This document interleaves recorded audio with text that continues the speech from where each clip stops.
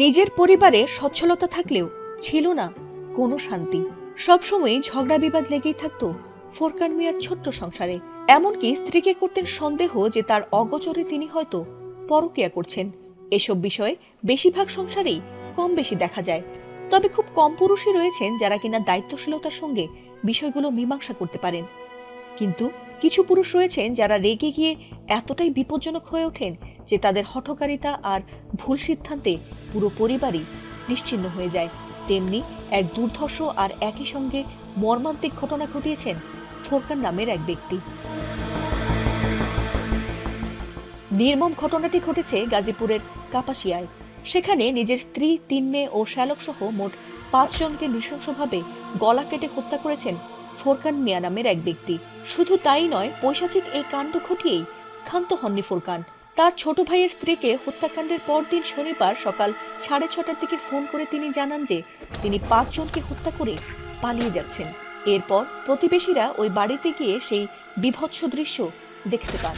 আর এই চাঞ্চল্যকর ঘটনার পরপরই ফোরকানকে ধরতে তৎপরতা চালায় পুলিশ। কিন্তু এই ঘটনায় রহস্য আরও বাড়ে যখন পদ্মা সেতুর উপর থেকে ফোরকানের ব্যাগ ও জামা কাপড় উদ্ধার করে সিআইডি। কি হলো তাহলে ফোরকানের? তিনি কি তবে সব ফেলে পালালেন, নাকি ঘটনা অন্যদিকে মোড় নিতে চলেছে?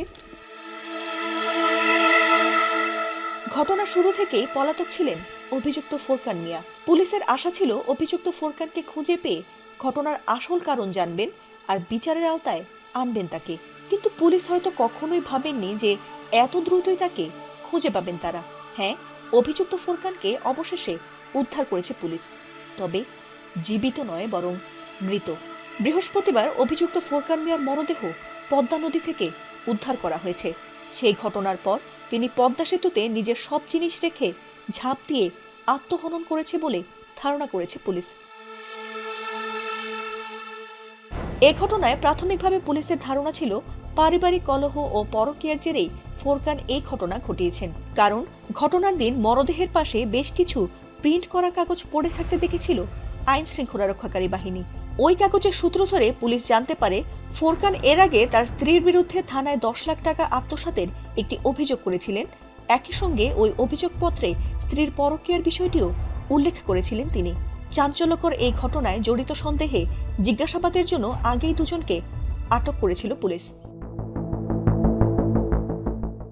ফাতিমা সুলতানা, এটিএন বাংলা।